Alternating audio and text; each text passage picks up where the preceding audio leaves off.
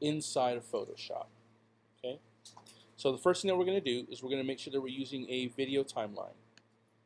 Right? There we go. All of our layers are going to show up as timelines, as purple timelines, here inside of this panel. Now, I have these two layers hidden. This one and this one. These are hidden because we're not going to use them just yet. The first thing I want to do is I want to use this subscribe button right here. I want it to slide into place and appear. So the first thing I'm going to do is right over here, inside of that timeline, I've clicked on this little arrow right here next to the name of the layer. And I have access now to these three options. These are the only three options available to you inside of the timeline. You can only animate position, opacity, or style. We're not going to be using style today. We are going to be using, however, position and opacity. So the first thing I want to do is I want to make sure that we understand this right here, this little blue line, this little blue tab across the top. That's called a header. I'm sorry, a playhead. It's called a playhead. Sometimes we call it the scrubber because you can scrub the timeline, kind of going back and forth whenever you're checking out whether you can make something move or not. So here's what I'm going to do. Right here next to position, there's a little stopwatch, right? When I click on that, I want you to look at what happens over here on the left. When I click on this, hey, we have some options here. This is your keyframe. This allows you to go back to a previous keyframe or forward to the next keyframe. Right now, we only have one keyframe on this layer, and that's it. And we've told it right now, according to this timeline, this subscribe button needs to exist in this spot at this point. But I don't want it to, I want it to end up there. I want it to take 2 seconds to get there. So I'm going to grab my playhead and I'm going to move it right here to the 2-second mark. Because you'll notice across the top here, we have seconds, 3 seconds, 1 second, 2 seconds, and then we have frame numbers, 15 frames into 1 second. That's what the little F stands for. It stands for frame. So right here at the 2-second mark, I want this to be here. So what I'm going to do is over here, I'm going to click on that little diamond. And when I do, boop, there it is. That little diamond appears, letting me know that we now have a keyframe. We've told Photoshop, I want this to exist here at this point in time. So if I grab my playhead and move it back to this first keyframe right here, this one right here, I'm going to tell it I want you off the frame. So I'm going to hold shift so that I can maintain or constrain my line, click on my subscribe button and move it up, up, up, and I'm going to use my arrows to finish it out. Up, up, up, up, up, up, up, up, up, up, and make sure that it is completely out of view. It's not there. So now, if I grab my playhead and move it, look at that. It understands that it's going to fill in the information between this keyframe and this keyframe. And that information is over the course of 30 frames per second. And we're in 2 seconds, so that's 60 frames. Over the course of 60 frames, this thing's going to just kind of chug its way down to get into position. Perfect, right? But again, we want to play around with that opacity. So I'm going to come back over here, because right now, at this keyframe right here, I'm going to click on it. Notice when I click on them, they kind of light up in gold. When a keyframe is not active, it's grayed out. Okay? So here on this active keyframe, I'm going to go ahead and turn on opacity. That's this little bad boy right here. And when I do, I'm telling Photoshop I want this object to be fully visible. How do I know that? Right over here inside of the layer panel, my opacity is at 100%. So when I move my playhead all the way back to starting position, and I make another opacity keyframe here. There it is. I'm now going to go over to my opacity slider bar control, and I'm going to bring that all the way down so that it now knows that at this keyframe, the first one, we are at 0 opacity. That means it's completely transparent.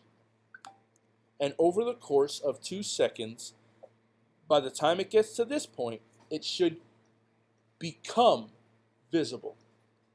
So I can grab my slider bar and yep, there it is. You can see it slightly transparent up there. As it slides in, it becomes more and more opaque until this point right here. It's at 100% opacity and it is in position. So that creates that little bit of movement and visibility for that button.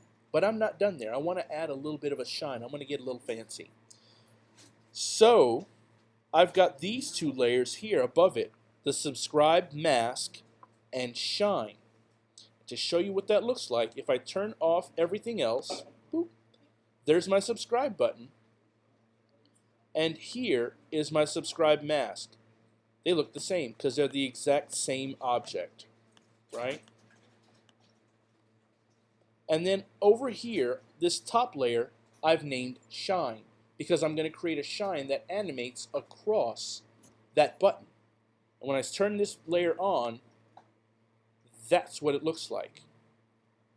It's just a little rhombus, I guess. It's a quadrilateral that's setting at an angle. So I guess that's a rhombus? No. Sure. And I've got it sitting over here, but I actually want to move that over here because it's going to pass in front of the lower subscribe button. But here's what we're going to do. We're going to make it so that I can't see this top portion or this bottom portion outside of this area. I want to constrain it to there because right now you can see the top and bottom, but I don't want to be able to see that. I want to feel like this button is shining. So right over here inside of my layer panel, my shine is on top of the mask. When I hold down the Option key on my keyboard on my Mac, it'd be Option or it would be Alt if you're on a PC. You notice that right here in Photoshop, that little icon right there, my mouse, my cursor, becomes a little box with a down arrow. And what it's telling me there is that it's going to create a mask. So I want that to happen. I'm going to click on it, and all of a sudden shine becomes indented. But also, look what happened to it here. Now we can only see the shine through the window of that shape inside of Photoshop. And like I said before, I really want that shine to exist over here outside of that frame. And in all reality, this doesn't even need to exist until my subscribe button is in position. So, since I already have these here, I can go ahead and adjust my timeline accordingly.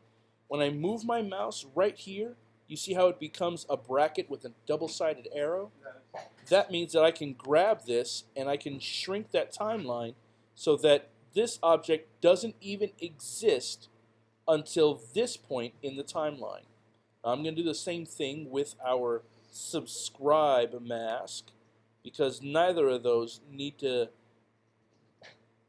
clutter down our processing speed by existing before this point. Okay. Now the only thing I want to move is that shine. I want that shine to actually move across. So which one am I going to use? I'm going to use position because I'm going to animate movement. So I'm going to start it off here, and I want it to take a little less than a second for that shine to make it across the button. So I'm going to make a new keyframe here. I'm going to click on my keyframe button. And I'm going to use my arrow keys to make my shine kind of start to appear. Notice how it's still inside of that mask. Now I can click and hold on it. I can grab my shift key on my keyboard and drag it in a perfectly straight line all the way across so that it ends up over here. And if I grab my playhead, there it is. There's my shine. Bing.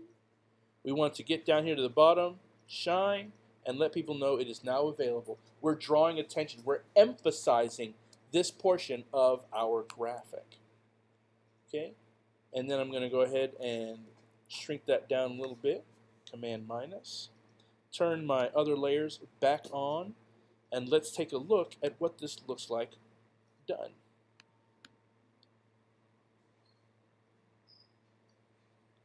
Processing speed is still a little bit choppy, but there it is. And that's 5 seconds worth of a cartoon. I can now export this utilizing File. And I'm going to, where are you? We are going to, is it Edit? I think it might be Edit. Nope.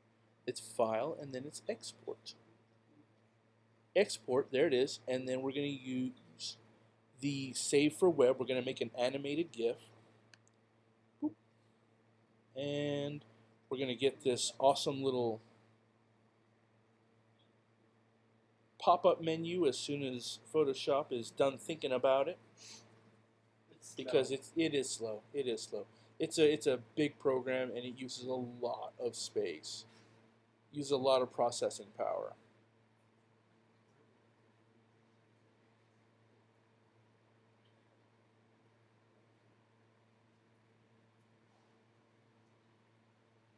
And also, my file is really, really huge. I'm realizing right now I've got a massive, massive file. It's a 86 inches by 57 inches at 72 dots per inch. Let's make this thing a little bit smaller, because that's going to use a whole lot of juice on us. So let's go back up here to Image, Image Size. We're running 86 inches. That's too big. We're going to kick that down to 12 inches. 12 inches in width. 72 dots per inch, 8 inches in height. Okay. Boop. This ought to run a lot smoother. Let's make sure. Oh yeah, that looks a lot better. Nice. So now we can file. We can export. Boop, there you are. We can save for web. And there it is. That's our animated GIF ready to go. I'm going to save it. It's usually easiest to save to my desktop, so I'm going to leave it on desktop. It's called yogapose2.gif. Save it, and we're done. Just like that. So play around with those position options as well as your opacity options. See if you can make a little bit of movement happen inside of your Photoshop thumbnail.